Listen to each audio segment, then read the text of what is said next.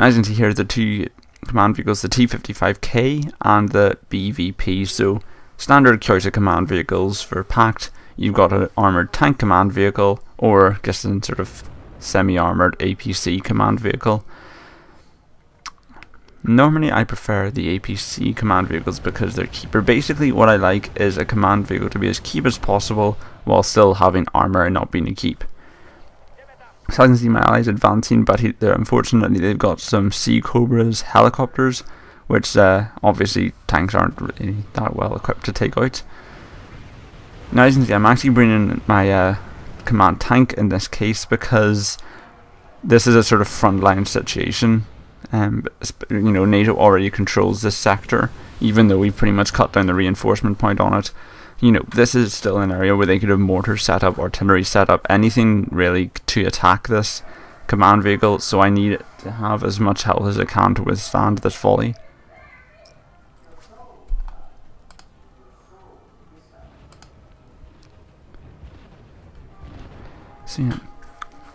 So the next stage is, because my Cubs are the only line of defense I have, and I don't like and obviously the Gets could start coming in, I buy these AA infantry, which are one of Czechoslovakia's strong points. They only cost 10 each, which for an AA unit is amazingly cheap. I'm a bit suspicious about how cheap they actually are. It seems to me like, a AA unit that cheap must have a pretty poor accuracy or something. But, still, 10 points for an AA unit, and it's an infantry, so they're very hard to spot if fragile. So what I do is take the 4 woods that are dotted around between this and their Get spawn zone, and basically my idea is to pepper them with AA infantry to sort of damage and scare off Gets before my Cubs can go in for the kill. So now as you can see, there it is. There's the command vehicle. I was about to say that it could have been in either of the 2 woods, but my ally sent in some keeps straight at it, so I now know which one it is. So at this stage, the new priority is to kill it. So I respond by buying Danas, and also moving my other Dana up. Now I actually tell him to stop for a second, because if I can get a corrected shot off on that, Danas fire quite tightly, but if the closer they are to the target, the tighter they will be out of fire. So that's good. As you can see, my command tanks just got there. Now that's another problem with command tanks, especially when they're like low-end tanks like T-55s.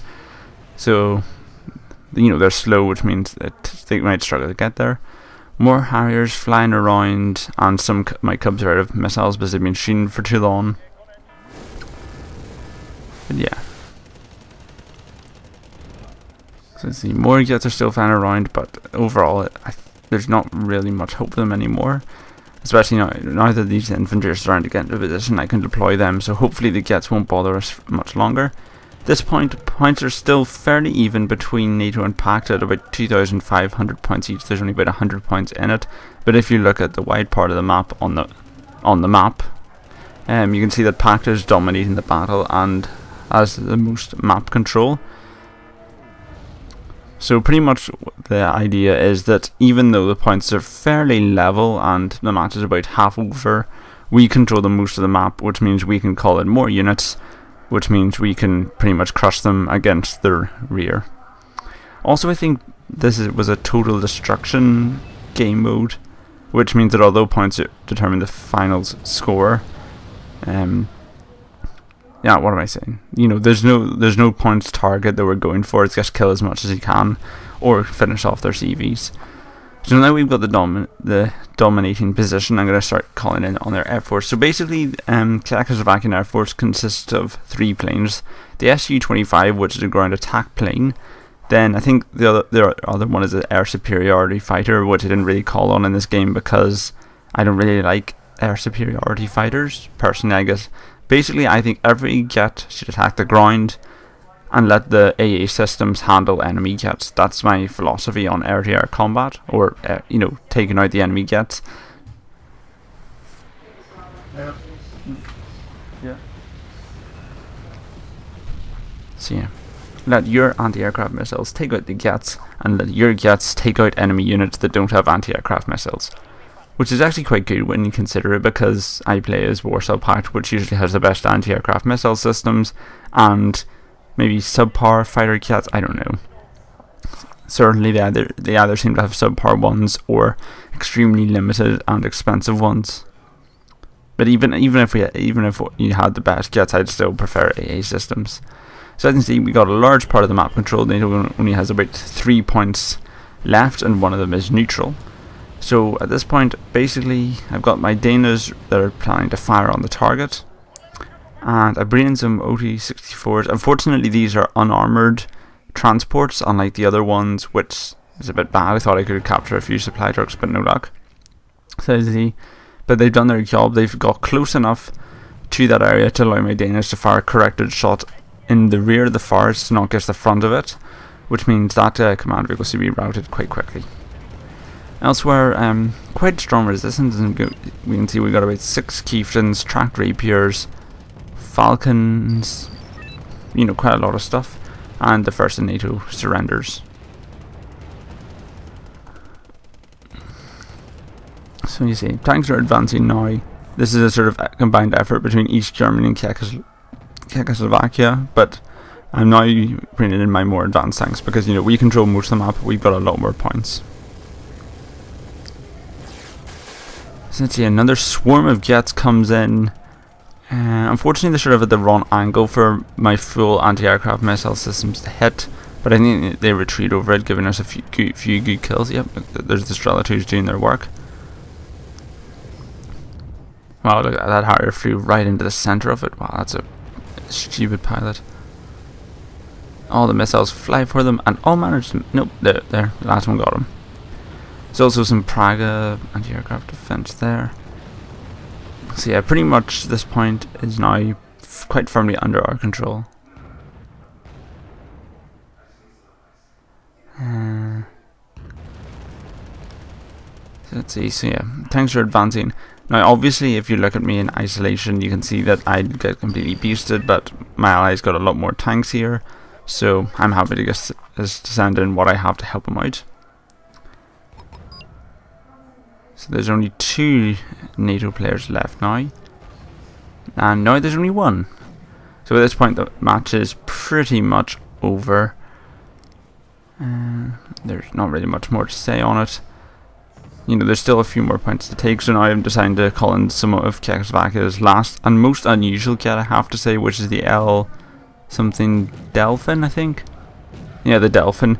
So this is pretty... I'd stake a fair wager on this, it's the cheapest kit in the game at only 25 points, but it has absolutely no weapons. All it has is the ability to deploy smoke rounds, which is... I guess it's a niche market, I guess you could say, to be fair to it. So, I don't know, I'm pretty sure I wouldn't put this in my slot because I prefer kits that can kill stuff rather than just deploy smoke. I very rarely deploy smoke anyway, because it only ever seems to affect a very small area.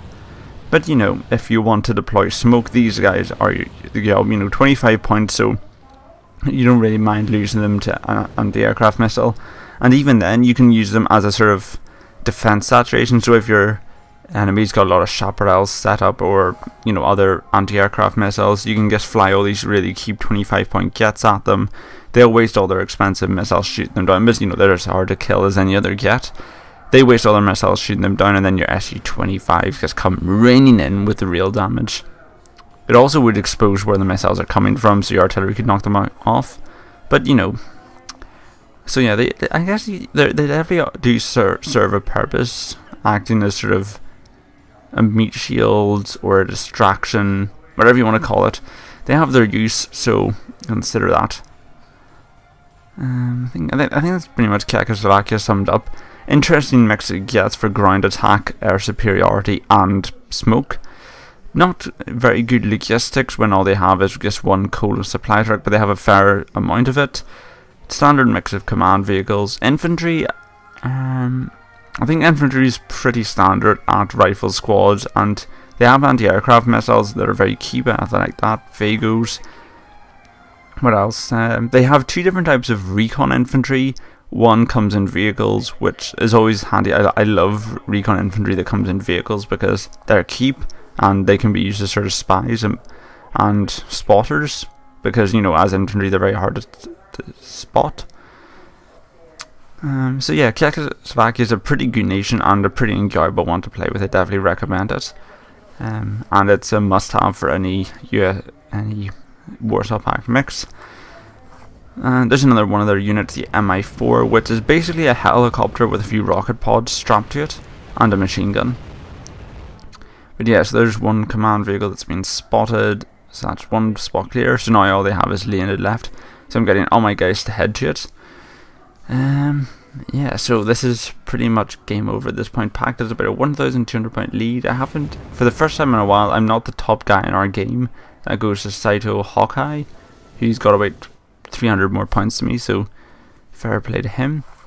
More Jets fighting around the center. Obviously, he can deploy Jets and they go straight into the fight. If that's a good or bad thing, you decide.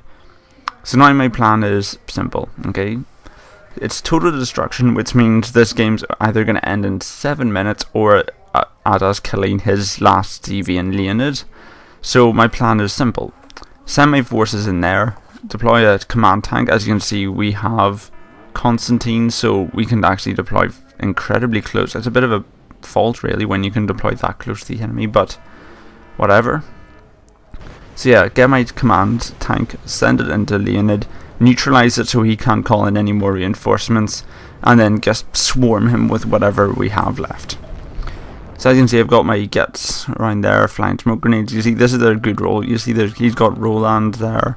But these guys can just fly around, absorb the Roland's missiles, and then the Rolands can be painted for attack by other Jets or tanks or artillery or whatever takes your fancy. So yeah, that's pretty much it. So just waiting for the match to end. Czechoslovakia, good nation. Pretty much as good overall as the U.S.S.R.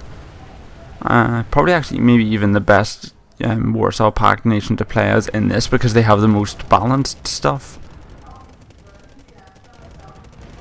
But yeah, so there's the last CV, so let's go and get it killed. There we go, CV dead. It's only a 100 point one, let's keep. And that's the game over. So minor victory to Warsaw Pact by killing stuff. And yeah, so this has been Agent. Thank you very much for watching, and goodbye. I don't know why I paused there.